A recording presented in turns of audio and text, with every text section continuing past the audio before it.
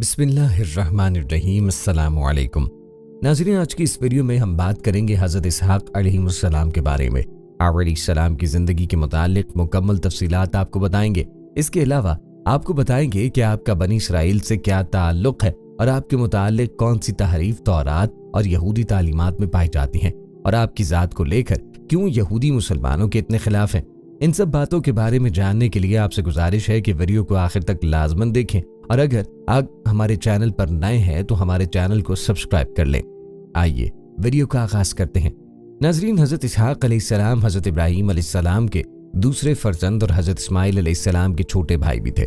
हज़रत इसहाक़ अलैहिस्सलाम की पैदाइश की खुशखबरी जिस वक्त हज़रत इब्राहीम अलैहिस्सलाम को सुनाई गई उस वक्त उनकी उम्र 100 साल थी और हज़रत सारा रज़ियल्लाहु अन्हा की उम्र 90 साल थी।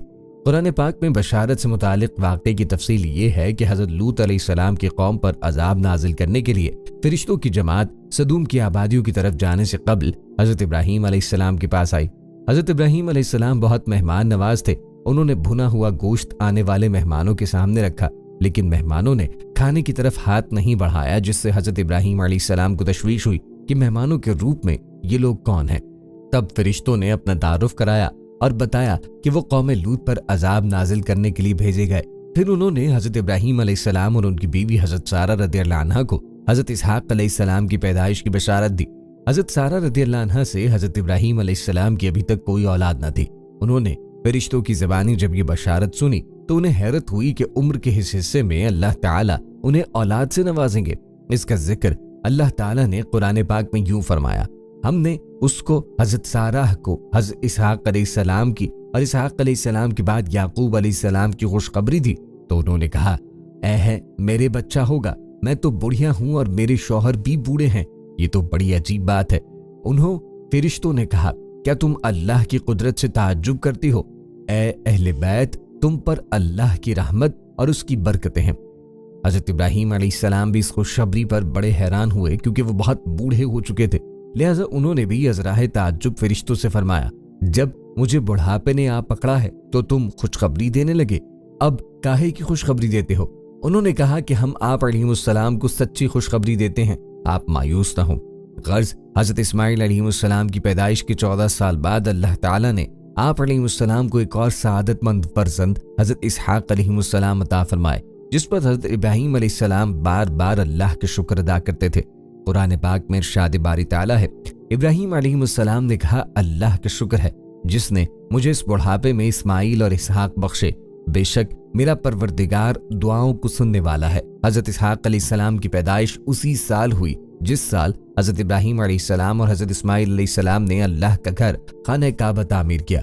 नाज़रीन, इसहाक असल तलफ़्फ़ुज़ के एतबार से यसहक है। ये इब्रानी लफ्ज़ है जिसके मायने हंसता हुआ है। हज़रत इसहाक़ अलैहिस्सलाम की जाए पैदाइश शाम की सरजमीन थी, जहां हज़रत इब्राहीम अलैहिस्सलाम मिस्र के सफ़र के बाद अकामत गुज़ीर थे। मुहक़्क़ीक़ीन हज़रत इसहाक़ अलैहिस्सलाम के सन पैदाइश 40 क़ब्ल मसीह बताते हैं। आप अल्लाह ताला के बरगुज़ीदा बंदे और जलील क़द्र पैगम्बर थे। आपके बाद बनी इसराइल में जितने भी रसूल और नबी मबऊस हुए वो सब आपकी औलाद में से थे। आपने अपने वालिद हज़रत इब्राहीम अलैहिस्सलाम की पैगाम हिदायत की तरवीज का काम जारी रखा और कौम को तौहीद और दीन हक़ की पैरवी करने की तलक़ीन की। हज़रत इसहाक़ अलैहिस्सलाम के नबी होने की गवाही खुद कुरान करीम में दी गई है। अल्लाह ताला ने इरशाद फरमाया, और हमने उनको इसहाक़ अलैहिस्सलाम की बशारत भी दी कि वो नबी और नेकोकारों में से होंगे, और हमने उन पर और इसहाक़ अलैहिस्सलाम पे बरकतें नाजिल की थी, और उन दोनों की औलाद में सालिह लोग भी हैं और अपने आप पर सरीह जुल्म करने वाले यानी गुनाहगार भी।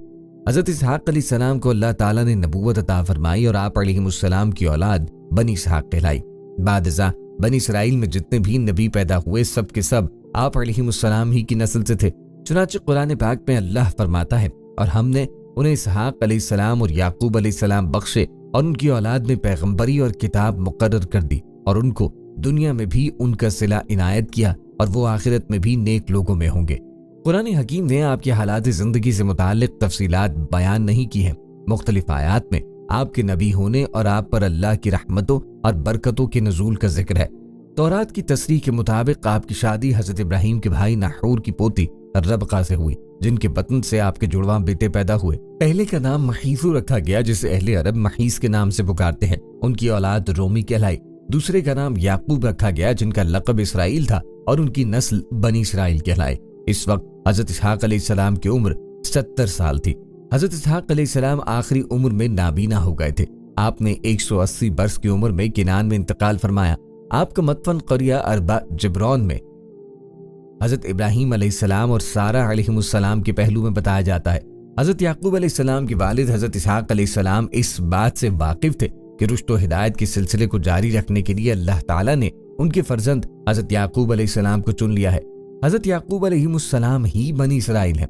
हजरत इसहाक अलैहिस्सलाम के बेटे हजरत याकूब अलैहिस्सलाम थे। इसराइल हजरत याकूब अलैहिस्सलाम का लक़ब था। इसराइल के मायने हैं अब्दुल्लाह या खुदा का बंदा। बनी इसराइल उनके कबीले को कहा जाता है। हजरत याकूब अलैहिस्सलाम के बेटे हजरत यूसुफ अलैहिस्सलाम थे जो मिस्र के बादशाह बने। बनी इसराइल में फिर हजरत मूसा अलैहिस्सलाम मिस्र में पैदा हुए। इनके बाद हजरत दाऊद अलैहिस्सलाम सहराए सिनाई के इलाके में पैदा हुए जो बाद में फलस्तीन चले गए। बाइबल इब्राहीम अलैहिस्सलाम को तमाम कौम का बाप कहती है और ये कुरान से भी साबित है। हजरत याकूब अलैहिस्सलाम के आप दादा थे। अगर यूं कहा जाए कि आपसे ही बनी इसराइल की इब्तिदा हुई तो ये कहना गलत ना होगा। अल्लाह ने इब्राहीम अलैहिस्सलाम को ही इमाम बनाया लोगों के लिए। आइए इस पर ईमानदारी से रोशनी डालते हैं और देखते हैं कितनी सच बात है।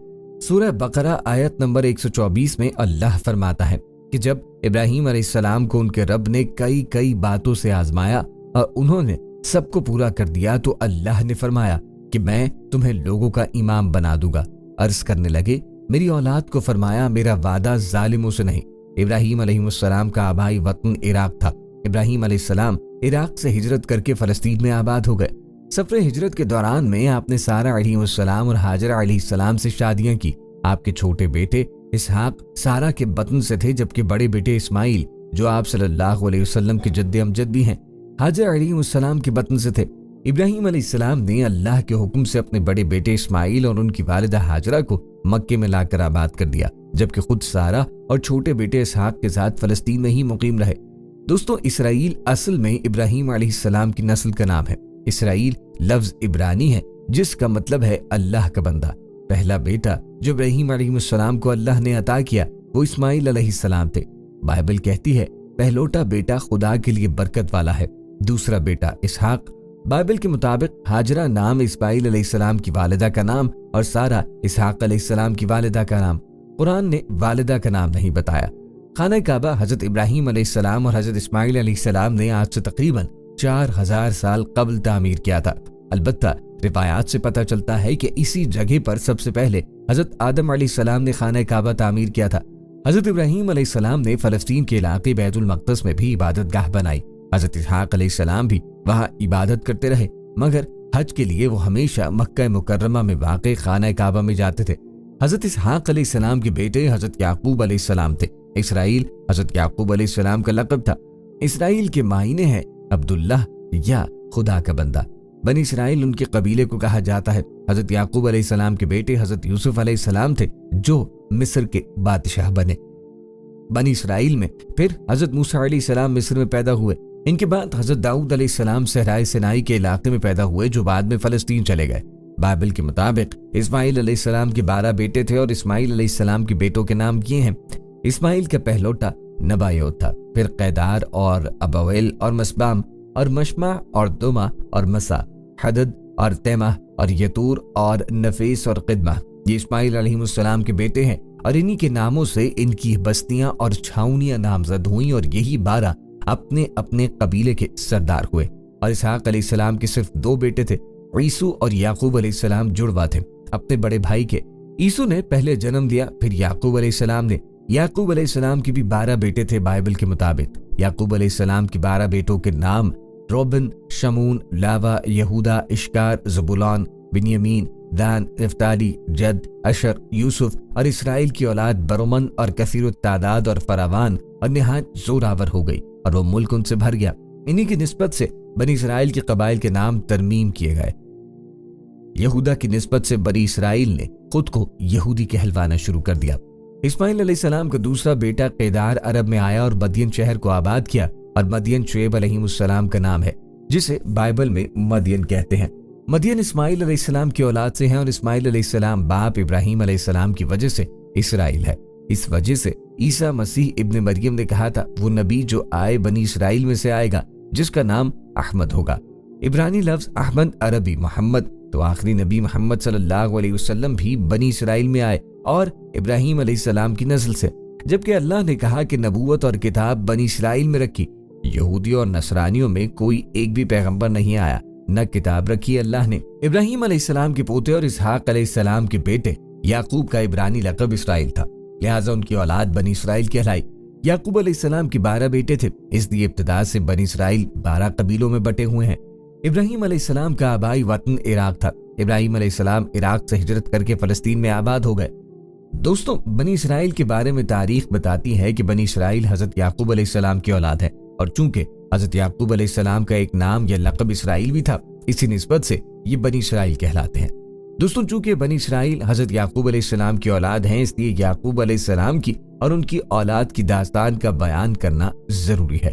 दरअसल यही दास्तान बनी इसराइल की भी है। तो चलिए दास्तान मुलाहिजा फरमाएं। याद रहे कि अल्लाह ने हजरत याकूब अलैहिस्सलाम को ये फजीलत भी अता फरमाई कि बनी इसराइल में मबूस होने वाले तमाम पैगंबर आप अलैहिमुस्सलाम ही की नस्ल में से हैं। हजरत इसहाक अलैहिस्सलाम के 2 जुड़वा बेटे महीस और याकूब थे। आप अलैहिस्सलाम को बड़े बेटे से कदर ज्यादा मोहब्बत थी, जबकि अहलिया याकूब को ज्यादा चाहती। रिवायत में है कि एक दिन हजरत इसहाक ने बड़े बेटे से शिकार का गोश्त खाने की ख्वाहिश का इजहार किया। महीस वालिद की ख्वाहिश पे फौरन शिकार के लिए गया, लेकिन इसी असना में वालिदा ने हजरत याकूब से कहा कि बकरी ज़िबाह करके वालिद को खाना पेश कर दो और उनसे दुआएं लो। हजरत याकूब ने वालिद के मशवरे पे ऐसा ही किया, लेकिन जब बड़ा भाई गोश्त भून कर वालिद की खिदमत में ले गया और उसे हकीकत का इल्म हुआ तो वो हजरत याकूब अलैहिस्सलाम का दुश्मन हो गया। वालिदा ने जब ये देखा तो उन्होंने हजरत याकूब को फौरी तौर पर अपने मामू के पास इराक के शहर हिरान जाने की हिदायत की। हजरत इसहाक को भी महीस की नाराजगी का इल्म था, लिहाजा उन्होंने भी इस मशवरे की तायीद की और फिर हजरत याकूब अलैहिस्सलाम उस रोज रात के पहले पहर मामू के पास जाने के लिए निकल खड़े हुए। हजरत याकूब ने उस पत्थर को तेल लगाया जिस पे सर रख के सोए थे, ताकि वापसी में उसके जरिए जगह की निशानदही हो सके। हजरत याकूब अलैहिस्सलाम तवील सफर के बाद हिरान में अपने मामू के पास पहुंचे। मामू बांजे को देखकर बेहद खुश हुए और उनकी खूब खातिर मदारात की। मामू लाबान की 2 जवान बेटियां थी, बड़ी का नाम लया और छोटी का राहेल था। हजरत याकूब अलैहिस्सलाम ने मामू से छोटी बेटी राहेल का रिश्ता मांगा तो मामू ने इस शर्त के साथ हाँ की कि वो 6 साल तक उनकी बकरियां चराएं। जब मुद्दत गुजर गई और शर्त पूरी हो गई तो उन्होंने लोगों को इकट्ठा करके दावत की और शादी कर दी। रात को हजरत याकूब अलैहिस्सलाम पे इंकिशाफ हुआ कि शादी तो राहेल के बजाय बड़ी बहन लेहा से हुई। हजरत याकूब ने सुबह मामू से पूछा, आपने ऐसा क्यों किया? मैंने तो राहेल से निकाह का पैगाम दिया था। मामू ने जवाब दिया, हमारे यहाँ बड़ी बेटी के होते छोटी से निकाह नहीं हो सकता। हाँ, अगर तुम्हें छोटी पसंद है तो मैं उससे भी तुम्हारा निकाह कर दूंगा, मगर तुम्हें मजीद 7 साल तक बकरियां चराना होंगी। हजरत याकूब ने मजीद 7 साल तक बकरियां चराई, जिसके बाद उनका निकाह छोटी बहन से भी कर दिया गया। वाज़ेह रहे उस वक्त 2 बहनों का एक ही वक्त में एक मर्द से निकाह हो सकता था। मौरिखीन तहरीर करते हैं कि हजरत याकूब की 4 बीवियां थी, जिनसे अल्लाह ताला ने आपको औलादे कसीर से नवाजा। आपके 12 बेटे और एक बेटी हुई। बेटों की शादियां हुई और फिर उनकी औलाद फैलते फैलते 12 कबीलों की शक्ल इख्तियार कर गई। छोटी बीवी राहेल से 2 बेटे पैदा हुए, एक हजरत यूसुफ अलैहिस्सलाम और दूसरे बिन्यामीन। दोस्तों, हजरत याकूब अलैहिस्सलाम ने 20 बरस तक मामू के घर क़याम फरमाया। फिर उन्हें अल्लाह की जानिब से वापस अर्ज़े किनान जाने का हुक्म हुआ तो उन्होंने अपने अहला अयाल के साथ हिरान से वापस जाने की तैयारियां शुरू की। बेटियों और उनके बच्चों से जुदाई के सबब मामू उदास गमगीन हो गए। उन्होंने हजरत याकूब अलैहिस्सलाम को रोकने की कोशिश की, लेकिन वो तो हुक्म इलाही के पाबंद थे। बिलाखिर मामू ने भेड़ बकरियों के बड़े रेवड़ और ज़्यादा राह साथ करके सबको रुखसत किया। हजरत याकूब अलैहिस्सलाम अपने अहलो अयाल माल मवेशियों के साथ सफर करते हुए इस मुकाम पे पहुंचे जहां उनके बड़े भाई महीस रहते थे। महीस ने जब अपने इलाके में एक अजनबी काफिले को देखा तो बड़े मुताज्जिब और मुतजस्सिस हुए। उन्होंने अपने लोगों को काफिले की जानिब रवाना किया ताकि हकीकत हाल का इल्म हो सके। लोगों ने वापस आकर बताया कि इस काफिले का सरबराह याकूब अलैहिस्सलाम नामी कोई शख्स है और ये लोग हिरान से नकल मकानी करके किनान जा रहे हैं। महीस ने जब ये सुना तो उन्हें 20 बरस पुराना वाकया याद आया और वो समझ गए कि ये तो छोटे भाई याकूब हैं। फिर महीस ने अपने कबीले के 400 लोगों को साथ लिया और हजरत याकूब की जानिब चल पड़े। जब हजरत याकूब को अपने बड़े भाई के आने का इल्म हुआ तो खौफजदा हुए। जिस भाई के डर से वो 20 बरस वालिदैन से दूर रहे, आज उन्हीं से सामना होने जा रहा है। रिवायात में है कि इस मौके पर اللہ ताला ने आप अलैहिस्सलाम के पास फरिश्ते भेजे जिन्होंने कहा कि आप परेशान न हो, अल्लाह आपके साथ है, अपने भाई के इस्तकबाल की तैयारी करें। इस पैगाम से उन्हें बड़ा हौसला मिला। उन्होंने भाई को तोहफे में देने के लिए अपने रेवड़ में से खूबसूरत भेड़ बकरियां साथ ली और कुछ दूर जाकर भाई का इस्तकबाल किया।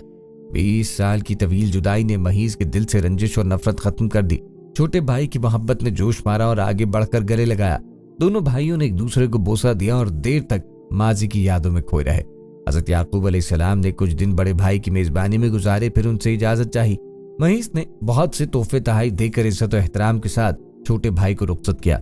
हजरत याकूब को याद था अच्छी तरह कि 20 साल पहले जब वो अपने मामू के पास जा रहे थे तो उन्होंने मन्नत मानी थी कि अगर वो अपने वालिदैन के पास सलामती के साथ लौट गए तो जिस जगह ख्वाब देखा था वहां अल्लाह का घर बनाएंगे।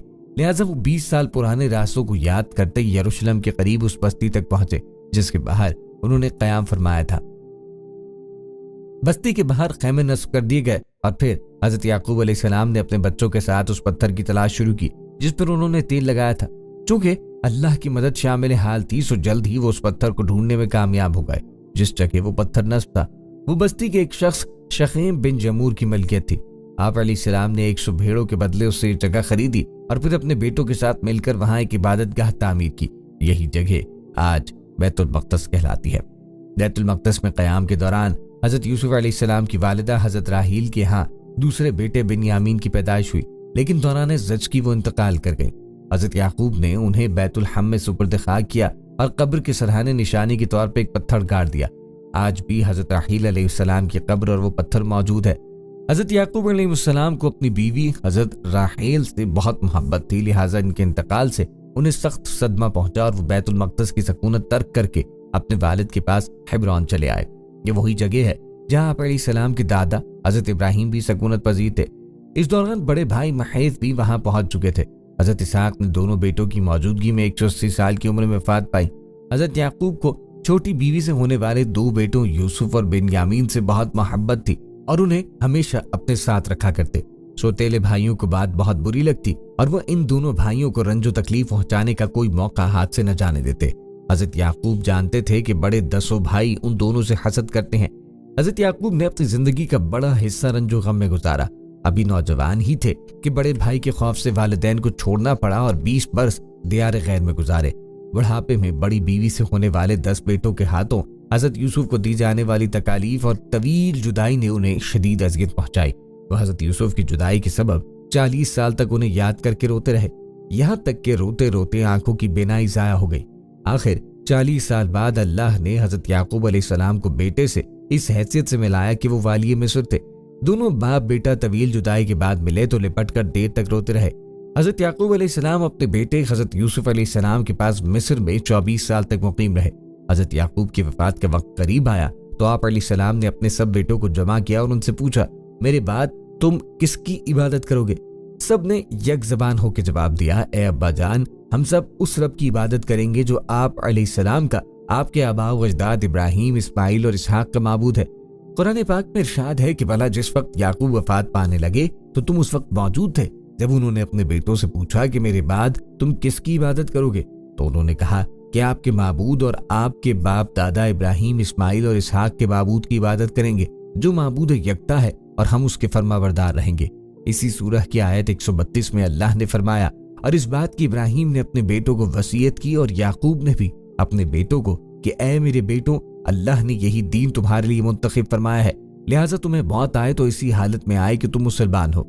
दोस्तों, तफसीर कर्तबी में मज़कूर है कि हज़रत याकूब अलैहिस्सलाम ने मिस्र में 24 साल रहने के बाद वफात पाई और वफात से पहले हज़रत यूसुफ अलैहिस्सलाम को वसीयत फरमाई कि मेरी मैयत मेरे वतन भेजकर वालिद इसहाक अलैहिस्सलाम के पास दफन किया जाए। सईद बिन हुबैर ने फरमाया कि हज़रत याकूब अलैहिस्सलाम की मैयत को लकड़ी के ताबूत में रखकर बैतुल मक़दस मुंतकिल किया गया। इसी वजह से आम यहूद में ये रस्म चल निकली कि वो अपने मुर्दों को दूर दूर से बैतुल मक़दस ले जाकर दफन करते हैं। वफात के वक्त हज़रत याकूब अलैहिस्सलाम की उम्र 147 साल थी। हज़रत अब्दुल्लाह बिन मसऊद रज़ियल्लाहु अन्हु ने फरमाया कि हज़रत याकूब अलैहिस्सलाम में अपनी औलाद जब मिस्र में दाखिल हुए तो उनकी तादाद 93 नफूस पर मुश्तमिल थी, और जब उन्हीं से फैलने वाले अफराद हज़रत मूसा अलैहिस्सलाम के साथ मिस्र से निकले तो उनकी तादाद 6,70,000 थी। प्यारे दोस्तों, यहाँ आपको बताते चलें कि हजरत याकूब अलैहिस्सलाम के बाद दाऊद अलैहिस्सलाम ने इस इमारत को दोबारा तामीर करना शुरू किया और फिर उनके बेटे जनाब सलमान अलैहिस्सलाम ने जिन्नात की मदद से यहाँ इमारत तामीर की, जिसे यहूदी हैकल सुलेमानी के नाम से पुकारते हैं। बताया जाता है कि ये इमारत रोमियों और बाबुलियों के हमले में तबाह हो गई, मगर इसकी एक दीवार बाकी है जिसे दीवार गिरगाह कहा जाता है। आपने तस्वीर में या वीडियोस में यहूदियों को अक्सर इस दीवार के साथ खड़े होकर तौरात पढ़ते देखा होगा। यहूदियों का मानना है कि मुसलमानों ने अपने दौर इक़्तिदार में ऐन इसी जगह पे मस्जिद अक्सा तामीर की कि जहां कभी हैकल सुलेमानी मौजूद था। इसलिए हमें जब भी मौका मिला मस्जिद अक्सा को गिरा के दोबारा ग्रेट हैकल तामीर करेंगे। बात हो रही थी दोस्तों याकूब अलैहिस्सलाम की। याद रहे कि हजरत याकूब अलैहिस्सलाम की 2 बीवियां और 2 बांदियां थी, लया और राहील, 2 सगी बहनें और मामू की बेटियां, जिनसे शादी करके आप इराक से यरूशलेम वापस जा रहे थे। जबकि बांदियों में जुल्फा और बलहा के नाम रिवायात में मिलते हैं। इन सब के बतन से पैदा होने वाली औलाद और जिस नंबर पर उन बच्चों की पैदाइश हुई, इसकी तफसील कुछ इस तरह है। पहली बीवी लया से रेबौन, शमाउन, लावा, यहूदा, लिस्क्याकार और ज़बूलॉन बेटे पैदा हुए, जबकि एक बेटी देना भी पैदा हुई। दूसरी बीवी राहेल से यूसुफ और बिन्यामीन 2 बेटे पैदा हुए।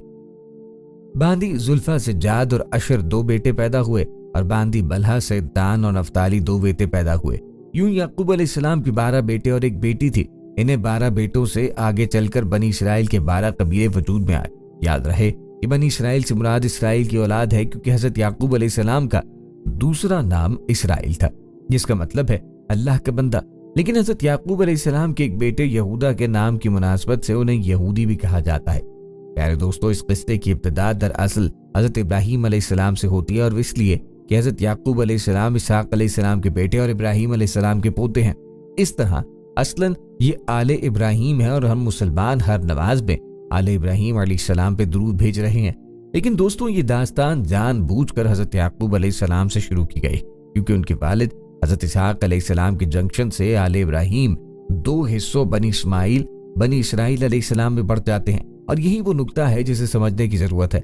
हमारे यहाँ कुछ लोग यहूदियों को बुरा भला तो कहते हैं, लेकिन ये नहीं बताते कि ये है कौन और बनी इस्माइल से इनका रिश्ता क्या है। दोस्तों, ये तो हर कोई जानता है कि हजरत इब्राहीम अलैहिस्सलाम की 2 बीवियां थी। पहली बीवी सारा अलैहिस्सलाम से औलाद ना होने पर आपने फिरौन मिस्र की बेटी सैयदा हाजरा से दूसरी शादी की, जिनके बतन से अल्लाह ने आपको हजरत इस्माइल अलैहिस्सलाम की शक्ल में फर्जंद अता किया। अगरचे ये अल्लाह का हुक्म और इरादा था, लेकिन बाज़ मौरखीन लिखते हैं कि जब दूसरी बीवी हाजरा अलैहिस्सलाम के यहाँ बेटा पैदा हुआ तो दोनों खवातीन के दरमियान चपकली शुरू हो गई। लिहाजा हजरत इब्राहीम अलैहिस्सलाम बीबी हाजरा और नौमौलूद इस्माइल अलैहिस्सलाम को यरूशलेम से कोसों दूर वादी मक्का में सफ़ा और मरवा के मुकाम पे छोड़ आए, और यही जगह आज हमारे हज का एक अहम रुकन है। याद रहे कि बीबी हाजरा और हजरत इस्माइल अलैहिस्सलाम के मक्के चले जाने के बाद अल्लाह ने बीबी सारा को भी बेटा अता किया, जिसका नाम इसहाक रखा गया, और इसी इसहाक अलैहिस्सलाम के बेटे याकूब अलैहिस्सलाम की नस्ल को बनी इसराइल कहा जाता है। यूं समझ लीजिए कि इसहाक अलैहिस्सलाम और इस्माइल अलैहिस्सलाम 2 भाई थे। छोटे भाई इसहाक अलैहिस्सलाम की नस्ल जो फलस्तीन में फली फूली बनी इसराइल कहलाई, जिसमें से दानियाल अलैहिस्सलाम, यूसुफ अलैहिस्सलाम, अय्यूब अलैहिस्सलाम, दाऊद अलैहिस्सलाम, इलियाह अलैहिस्सलाम, सलमान अलैहिस्सलाम, मूसा अलैहिस्सलाम और ईसा अलैहिस्सलाम जैसे आली मर्तबत अंबिया ने जन्म लिया। जबकि बड़े बेटे इस्माइल अलैहिस्सलाम की औलाद सरजमीन हिजाज मौजूदा सऊदी अरब की वादी मक्का में आले इस्माइल के नाम से आगे बढ़ी। इस तरह रिश्ते के लिहाज से बनी इसराइल और बनी इस्माइल कजन यानी सगे चचाजाद भाई हैं, और इसी बनी इस्माइल के एक कबीले कुरैश की शाख बनी हाशिम में खातमुन नबीयीन हजरत मोहम्मद सल्लल्लाहु अलैहि वसल्लम का जन्म हुआ। प्यारे दोस्तों, सारी कहानी बयान करने का मकसद ये था कि आपको बनी इस्माइल और बनी इसराइल के बारे में तफसील से आगाह किया जाए, और आप जान चुके कि हजरत इब्राहीम अलैहिस्सलाम के 2 बेटों से ये सिलसिला चला। हजरत इसहाक अलैहिस्सलाम के बेटे याकूब अलैहिस्सलाम की औलाद बनी इसराइल कहलाई, जबकि इस्माइल अलैहिस्सलाम की बनी इस्माइल। प्यारे दोस्तों, मुस्तनद रवायात के मुताबिक दरअसल हुआ यूं था कि हजरत इब्राहीम अलैहिस्सलाम तबलीग इस्लाम की वजह से इराक के बादशाह नमरूद के जुल्मों से तब का निशाना बने, और तंग होकर जब अपना आबाई वतन वादी बाबुल छोड़ने पे मजबूर हुए तो अपनी अहलिया बीबी सारा अलैहिस्सलाम को लेकर फलस्तीन की तरफ निकल पड़े। रास्ते में मिस्र का मुल्क आता था। वहां पहुंचे तो बादशाह मिस्र फिरौन को उसके कारिंदों ने खबर कर दी कि इब्राहीम नाम का मुसाफिर आया है, जिसके साथ उसकी इंतहाई हसीन और जमील बीवी भी है। फिरौन का मामूल था कि अगर किसी बाहर से आने वाले शख्स की बीवी खूबसूरत हो तो उसे अपने पास रखता। लिहाजा उसने हुक्म दिया कि इस औरत को मेरे सामने पेश किया जाए। جب حضرت ابراہیم علیہ السلام کے پاس فرعون کے کارندے اس غرض سے آئے کہ اپنی بیوی سارہ کو فرعون کے پاس بھیجو، جو انہوں نے دعا کی، اے رب، جس طرح تو نے مجھے نمرود کی آگ سے بحفاظت نکالا، اسی طرح اس بادشاہ کی بری نیت سے میری پاک باز بیوی سارہ کو محفوظ رکھنا۔ چونکہ آپ مسافر اور اکیلے تھے، لہٰذا بے بسی کی حالت میں بیوی سارہ کو فرعون کے دربار میں روانہ کیا۔ جب پیغمبر خدا کی بیوی فرعون کے دربار میں گئی اور فرعون کے سامنے گئی تو وہ ان کے حسن و جمال کو دیکھ کے دیوانہ ہو گیا، خراب نیت سے ان کی طرف بڑھنے لگا۔ یہ دیکھ کر بیوی سارہ نے نماز پڑھنا شروع کی اور اللہ سے دعا کی کہ اے مالک، میں نے اپنے خاوند کے سوا کسی کو نہیں دیکھا، مجھے فرعون کے غلط ارادے سے محفوظ فرما۔ جب نماز سے فارغ ہوئی تو فرعون نے پھر ہاتھ بڑھایا، لیکن اس دوران اسے عذاب الہی نے آ لیا اور وہ بے ہوش ہو کے گر پڑا۔ مورخین لکھتے ہیں کہ اس کے منہ سے جھاگ نکلنے لگی اور قریب تھا کہ وہ مر جاتا۔ یہ دیکھ کر سارہ علیہ السلام پریشان ہو گئی کہ اگر یہ مر گیا تو بادشاہ کے قتل کا الزام مجھ پہ عائد ہوگا۔ انہوں نے پھر اللہ سے دعا کی کہ اسے ٹھیک کرتے۔ جب وہ ٹھیک ہو گیا تو دوبارہ وہی حرکت کی۔ سارہ علیہ السلام کو دوبارہ دعا کرنا پڑی۔ جب 2 دفعہ عذاب سے گزرا تو یقین ہو گیا کہ یہ عورت انسان نہیں بلکہ جنات میں سے ہے۔ اس نے اپنے کارندوں سے کہا، تم تو کسی جن کو میرے پاس لے آئے ہو اور اسے واپس اس کے خاوند کے پاس لے جاؤ۔ وہ سارہ علیہ السلام کی شخصیت اور کرشمات سے اس قدر متاثر ہوا کہ جاتے ہوئے اس نے اپنی بیٹی ہاجرہ علیہ السلام انہیں تحفے میں دی، جسے بیوی سارہ علیہ السلام نے حضرت ابراہیم علیہ السلام کی خدمت میں پیش کیا اور انہوں نے اس سے نکاح کر لیا، کیونکہ تب تک ان کی کوئی اولاد نہ تھی۔ اور اسی طرح بیوی ہاجرہ علیہ السلام کے بطن سے اللہ نے حضرت ابراہیم علیہ السلام کو پہلا بیٹا عطا کیا، جس کا نام اسماعیل رکھا گیا۔ یاد رہے کہ اس واقعے کے پیش نظر بنی اسرائیل نے فرعون کی بیٹی ہاجرہ علیہ السلام کو قصداً کنیز لکھا بحوالہ بابل، تاکہ اس کی اولاد یعنی بنی اسماعیل کا مرتبہ کمتر کیا جا سکے۔ دوستوں، یاد رہے کہ مقام و مرتبہ تو اللہ کی طرف سے ہے، جو اللہ نے ہر نبی کے لیے عطا فرمایا۔ سب نبیوں کا سردار اللہ تعالیٰ نے حضرت محمد مصطفیٰ صلی اللہ علیہ وسلم کو قرار دیا، جو حضرت اسماعیل علیہ السلام کی اولاد میں پیدا ہوئے، لیکن یہودیوں میں یعنی بنی اسرائیل میں تعصب پایا جاتا ہے کہ نبی آخر الزماں جو کہ سردار الانبیاء بھی ہیں، وہ ان کے قبیلے میں کیوں نہیں مبعوث ہوئے۔ اور یہی وجہ ہے عربوں یعنی مسلمانوں اور یہودیوں کے بیچ سے لڑائی اور اختلاف کی کہ وہ حضرت اسحاق علیہ السلام کے علاوہ کسی کو اہمیت نہیں دیتے اور نہ ہی بنی اسرائیل سے باہر کسی کو نبی تسلیم کرتے ہیں۔ آپ کو بتاتے چلیں کہ یہودی اس بات پر بھی اصرار کرتے ہیں کہ حضرت ابراہیم علیہ السلام نے اللہ کے حکم سے جس بیٹے کو قربان کرنا چاہا وہ اسحاق تھے، نہ کہ اسماعیل، جیسا کہ ہم مسلمانوں کا عقیدہ ہے۔ رہی بات ارض فلسطین کی، تو اسے وہ خدا کی طرف سے انعام اور آل یعقوب یعنی بنی اسرائیل ہونے کی وجہ سے اپنی وراثت خیال کرتے ہیں۔ دوستوں، وراثت سے یاد آیا کہ یہودی یا مسلمانوں اور مسیحیوں کی طرح کسی تبلیغ کے نتیجے میں دوسرے مذہب کو چھوڑ کے یہودی نہیں ہوئے، بلکہ ان کا دعویٰ ہے کہ سب کے سب حضرت یعقوب علیہ السلام کی اولاد ہیں، اسی لیے انہیں بنی اسرائیل کہا جاتا ہے۔ امید ہے کہ یہاں تک آپ کو بنی اسرائیل کے بارے میں کافی معلومات حاصل ہو چکی ہوں گی کہ اصل میں بنی اسرائیل کون ہے۔ قرآن حکیم میں حضرت اسحاق علیہ السلام کی جلیل القدر نبی ہونے کا تذکرہ متعدد مقامات پہ ہے۔ آپ اہل کنعان کی ہدایت کے لیے مبعوث ہوئے تھے۔ محققین کے مطابق آپ کے زمانے میں کنعان کا بادشاہ سلجم ابن دارہ تھا۔ حضرت یعقوب علیہ السلام نے سلجم اور اس کی قوم کو حق و معرفت کی راہ اپنانے کی دعوت دی، لیکن سرکشوں نے اسے قبول نہ کیا اور بالآخر وہ لوگ زلزلے کی لپیٹ میں آ کے ہلاک ہو گئے۔ قرآن حکیم میں حضرت یعقوب علیہ السلام کے ساتھ اس بات کا لفظ استعمال کیا گیا ہے، سب اس درخت کو کہتے ہیں جس کی بہت سی شاخیں ہوں۔ قبائل بنی اسرائیل کی ابتدا آپ کی اولاد سے ہوئی اور بنی اسرائیل میں انبیاء کا جو سلسلہ قائم ہوا وہ سب آپ کی اولاد میں سے تھے۔ لفظ اسباط اسی طرف اشارہ ہے۔ حضرت یعقوب علیہ السلام نے 147 برس کی عمر میں مصر میں وفات پائی۔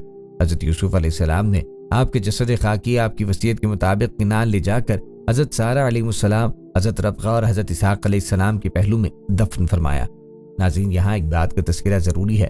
بنی اسرائیل نے اللہ کی کتاب تورات میں تحریف کرتے ہوئے حضرت اسحاق علیہ السلام کو ذبیح اللہ قرار دیا۔ تورات میں یوں تھا، اللہ نے اپنے اکلوتے بیٹے کو ذبح کرنے کا حکم دیا۔ اسرائیلیوں نے اس میں تحریف کر کے یوں کر دیا، اللہ نے حضرت ابراہیم علیہ السلام کو اپنے پہلے بیٹے اسحاق علیہ السلام کو ذبح کرنے کا حکم دیا۔ یہاں لفظ اسحاق ان کی طرف سے تورات میں اضافہ ہے اور یہ سراسر جھوٹ، بہتان اور گمراہی ہے، جس کی وجہ بنی اسرائیل کا اہل عرب سے حسد ہے۔ اللہ نے جس وقت ذبح کا حکم فرمایا اس وقت حضرت اسماعیل علیہ السلام ہی اکلوتے بیٹے تھے۔ بنی اسرائیل اہل عرب سے اس لیے حسد کرتے ہیں کہ اہل عرب حضرت اسماعیل علیہ السلام کی نسل سے ہیں اور ان میں سب سے افضل عظیم المرتبت اللہ کے آخری پیغمبر حضرت محمد صلی اللہ علیہ وسلم بھی ہیں۔ بنی اسرائیل کی شدید خواہش ہے کہ وہ عظیم اور جلیل القدر شرف و مرتبہ جو مسلمانوں کو ملا اسے غلط قرار دے کر خود سے منسوب کریں۔ اور اپنے اسی مذموم اور جھوٹے منصوبے کی خاطر انہوں نے اللہ کی کتاب تورات میں بھی تبدیلی کر ڈالی۔ تفسیر ابن کثیر میں واقعہ بیان کیا گیا ہے کہ ایک یہودی عالم حضرت عمر بن عبدالعزیز رحمہ اللہ کے زمانے میں مسلمان ہوا۔ انہوں نے ان سے پوچھا حضرت ابراہیم علیہ السلام کے کون سے بیٹے کو ذبح کرنے کا حکم ہوا تھا؟ اس نے جواب دیا، اے امیر المومنین، اللہ کی قسم وہ اسماعیل علیہ السلام ہی تھے، اور یہودی بھی اس بات کو خوب جانتے ہیں، لیکن عربوں سے حسد کی وجہ سے وہ کہتے ہیں کہ ذبح کرنے کا حکم اسحاق علیہ السلام کے بارے میں تھا، نہ کہ حضرت اسماعیل علیہ السلام کے بارے میں۔ یہود و نصارہ کے بارے میں اللہ نے قرآن پاک میں فرما دیا ہے کہ وہ کبھی مسلمانوں کے دوست نہیں ہو سکتے۔ ارشاد باری تعالیٰ ہے، اے ایمان والوں، تم یہود و نصارہ کو دوست نہ بنانا، یہ تو آپس میں ہی ایک دوسرے کے دوست ہیں۔ تم میں سے جو بھی ان میں سے کسی سے دوستی کرے وہ بے شک انہی میں سے ہے۔ اللہ ظالموں کو ہرگز راہ راست نہیں دکھاتا۔ ان آیات کی شان نزول کے بارے میں بیان کیا جاتا ہے کہ حضرت عبادہ بن صامت انصاری اور رئیس المنافقین عبداللہ بن ابی دونوں ہی عہد جاہلیت سے یہود کے حلیف چلے آ رہے ہیں۔ جب بدر میں مسلمانوں کو فتح حاصل ہوئی تو عبداللہ بن ابی نے بھی اسلام کا اظہار کیا۔ ادھر بنو قینقاع کے یہودیوں نے تھوڑے ہی دنوں بعد فتنہ برپا کیا اور وہ کس لیے گئے، جس پر حضرت عبادہ رضی اللہ عنہ نے اپنے یہودی حلفیوں سے اعلان برات کر دیا، لیکن عبداللہ بن ابی نے اس کے برعکس یہودیوں کو بچانے کی ہر ممکن کوشش کی، جس پر اللہ نے یہ آیات نازل فرمائی۔ اسی طرح ایک جگہ ارشاد ہے کہ یہود اور نصارہ تم سے ہرگز راضی نہ ہوں گے جب تک تم ان کے طریقے پہ نہ چلنے لگو، اور حقیقت یہی ہے کہ آج ہم نے نہ صرف انہیں اپنا دوست، ہمدرد اور خیرخواہ سمجھتے ہیں، بلکہ انہیں راضی کرنے کے لیے ان کے رہن سہن، کھانے پینے، اٹھنے بیٹھنے، لباس و اقدار کو اپنانا باعث عزت و افتخار سمجھتے ہیں۔ اب تو حالت یہ ہے کہ نقالی اغیار نے ہمیں کہیں کا نہ چھوڑا۔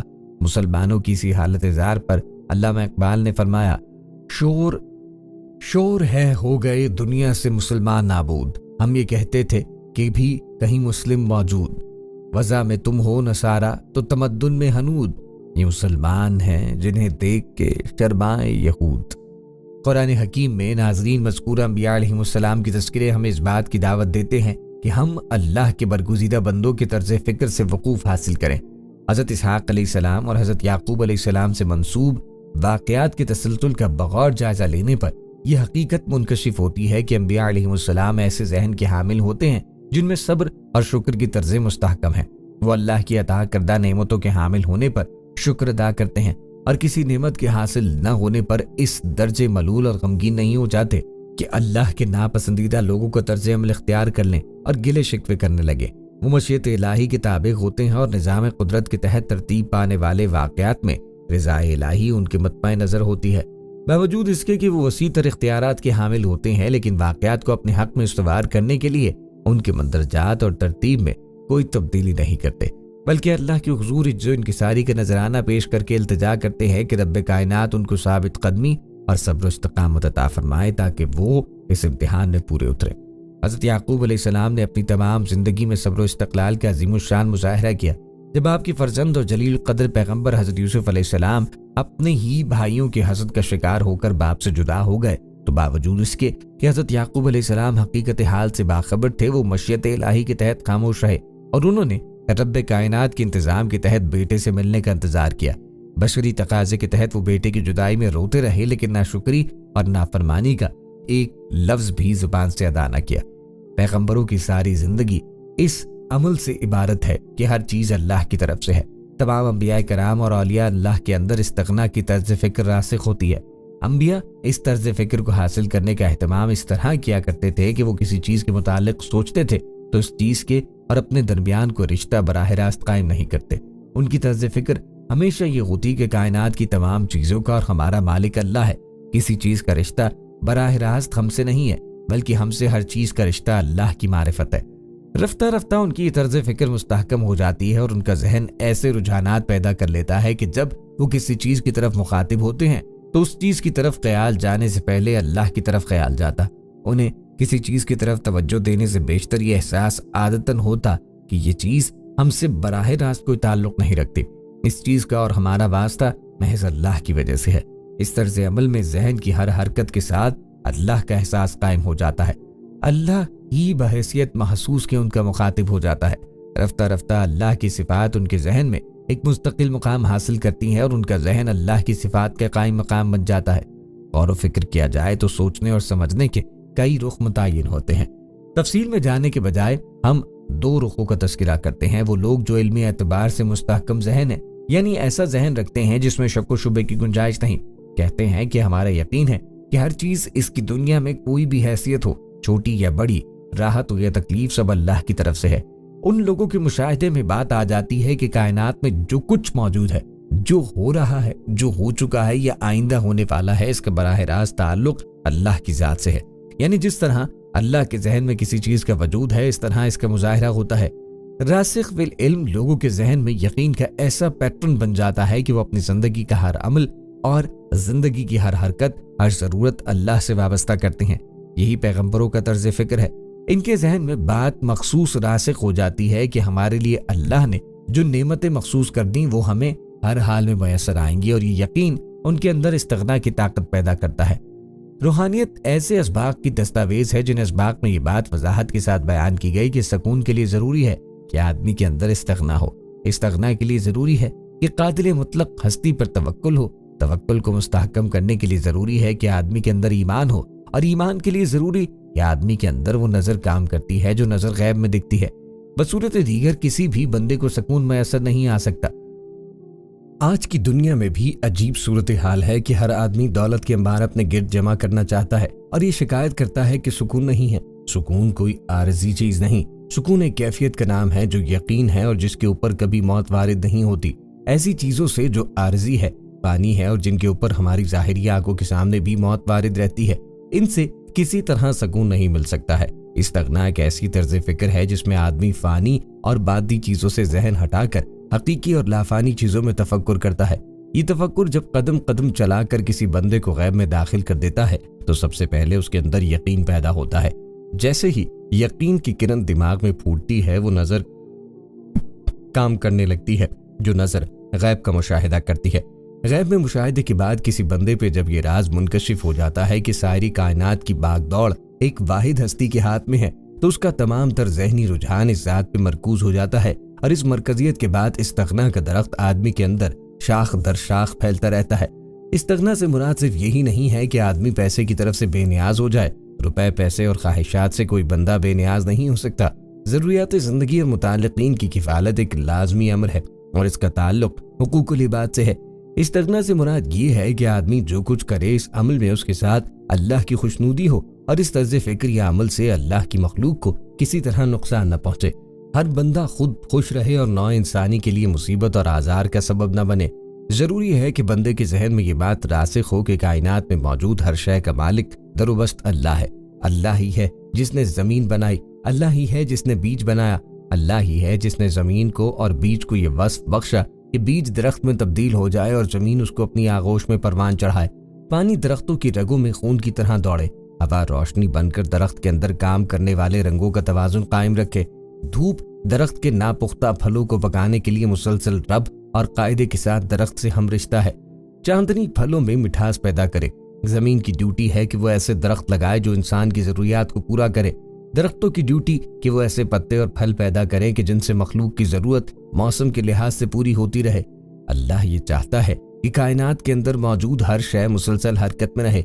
जो बंदे अल्लाह के इस फरमान, ख्वाहिश और वस्फ को कबूल करके जद्दोजहद करते हैं वो कायनात के रुकन बन जाते हैं और ये रुकनियत कायनात को मुतहर्रिक और फाल रखती है।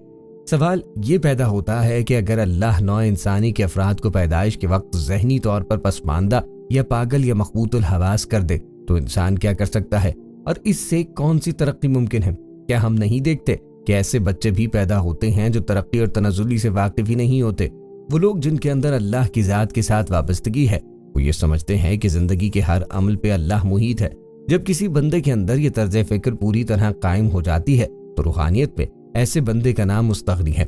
जब कोई बंदा मुस्तगनी होता है तो उसके अंदर ऐसी तर्ज फिक्र कायम होती है कि वो महसूस करने लगता है कि मेरा ताल्लुक एक ऐसी हस्ती के साथ कायम है जो मेरी जिंदगी पे मुहित है।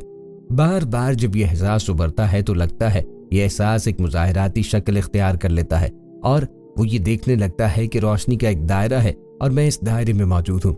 दायरा एक रोशनी है और इस रोशनी में बशमूल इंसान सारी कायनात बंद है। आम हालात में जब इस्तिग़ना का तज़किरा किया जाता है तो इसका मतलब होता है कि अल्लाह के ऊपर कितना तवक्कुल भरोसा है। तवक्कुल और भरोसे की तारीफ करते हैं तो हमें बजुज़ इसके कुछ नजर नहीं आता। کہ ہماری دوسری عبادات کی طرح توکل اور بھروسہ بھی لفظوں کا ایک خوشنما جال ہے۔ توکل اور بھروسہ مراد یہ ہے کہ بندہ اپنے تمام معاملات اللہ کے سپرد کر دے۔ اس قسم کی بے شمار مثالیں ہیں جن سے ثابت ہوتا ہے کہ بندے کا اللہ کے اوپر توکل اور بھروسہ محض مفروضہ ہے۔ جس بندے کے اندر توکل اور بھروسہ نہیں، اس کے اندر استغنا بھی نہیں۔ توکل اور بھروسہ دراصل ایک خاص تعلق ہے جو بندے اور اللہ کے درمیان قائم ہے، اور جس بندے کا اللہ کے ساتھ تعلق قائم ہو جاتا ہے اس کے اندر سے دنیا کی لالچ نکل جاتی ہے۔ ایسا بندہ دوسرے تمام بندوں کی مدد و استعانت سے بے نیاز ہوتا ہے۔ وہ یہ جان لیتا ہے کہ اللہ کی صفات یہ ہیں کہ اللہ ایک ہے، اللہ بے نیاز ہے، اللہ اپنی مخلوق سے کسی قسم کا احتیاج نہیں رکھتا، اللہ نہ کسی کا بیٹا ہے اور نہ کسی کا باپ، اللہ کا کوئی خاندان بھی نہیں۔ ان صفات کی روشنی میں جب ہم مخلوق کا تجزیہ کرتے ہیں تو جان لیتے ہیں کہ مخلوق ایک نہیں ہے۔ مخلوق ہمیشہ کثرت سے ہوتی ہے۔ مخلوق زندگی کے اعمال و حرکات پورے کرنے پر کسی نہ کسی احتیاج کی پابند ہے۔ یہ بھی ضروری ہے کہ مخلوق کسی کی اولاد ہو، اور یہ بھی ضروری ہے کہ مخلوق کی کوئی اولاد ہو، اور مخلوق کے لیے یہ بھی ضروری ہے کہ جب اس کا کوئی خاندان ہو۔ بیان کردہ ان 5 ایجنسیوں میں جب تفکر سے کام لیا جاتا ہے تو راز منکشف ہوتا ہے کہ اللہ کی بیان کردہ صفات 5 صفات میں سے مخلوق ایک صفت میں اللہ کی ذات سے براہ راست تعلق قائم کر سکتی ہے۔ مخلوق کے لیے یہ ہرگز ممکن نہیں کہ وہ کثرت سے بے نیاز ہو جائے۔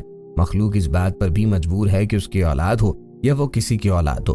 مخلوق کا خاندان ہونا بھی ضروری ہے۔ اللہ کی 5 صفات میں سے 4 صفات میں مخلوق اپنا اختیار استعمال نہیں کر سکتی۔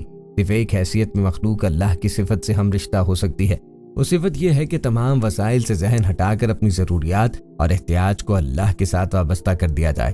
بندے کے اندر اگر مخلوق کے ساتھ احتیاجی عوامل کام کر رہے ہیں تو وہ توکل اور بھروسے کے اعمال سے دور ہے۔ ماں باپ 24 گھنٹے اس فکر میں رہتے ہیں کہ گھر کا دروازہ نہ کھلے کہ بچہ باہر نکل جائے گا۔ سردی ہے تو بچے نے کپڑے کیوں اتارے، سردی لگ جائے گی۔ کھانا وقت پر نہیں کھایا تو ماں باپ پریشان کہ بچے نے وقت پر کھانا کیوں نہیں کھایا۔ بچہ ضرورت سے زیادہ سو گیا تو اس بات کی فکر کہ کیوں زیادہ سویا۔ نیند کم آئی تو یہ پریشانی کہ بچہ کم کیوں سویا۔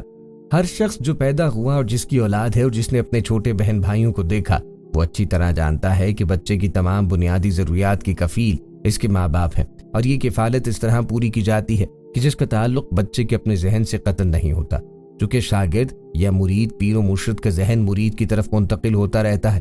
جب شیخ مرید کی کفالت کرتا ہے تو مرید کا شعور یہ بات جان لیتا ہے کہ جو بندہ میری کفالت کر رہا ہے اس کا کفیل اللہ ہے، اور رفتہ رفتہ اس کا ذہن آزاد ہو جاتا ہے اور تمام ضروریات اور تمام احتیاج اللہ کی ذات کے ساتھ قائم ہو جاتی ہے۔ آخر میں اللہ سے دعا ہے کہ ہمیں دین کو سمجھ کر اس پر عمل کرنے کی توفیق عطا فرمائے، آمین۔ ناظرین، یہ تھی ہماری آج کی ویڈیو۔ امید ہے کہ آپ کو ہماری آج کی ویڈیو ضرور پسند آئی ہوگی۔ اگر آپ کو ہماری ویڈیو پسند آئی تو گزارش ہے کہ ہمارے چینل کو ضرور سبسکرائب کریں اور ساتھ لگے بیل کے بٹن کو بھی پریس کریں تاکہ آپ کے پاس آنے والی مزید معلوماتی ویڈیوز کا نوٹیفیکیشن بر وقت ملے۔ سبسکرائب کے ساتھ ہماری ویڈیو کو لائک بھی کریں اور اپنی قیمتی رائے کا اظہار کمنٹس میں ضرور کریں۔ کمنٹس میں اپنے سوالات بھی ہم تک پہنچا سکتے ہیں۔ اللہ آپ کو اپنی حفظ و امان میں رکھے، آمین۔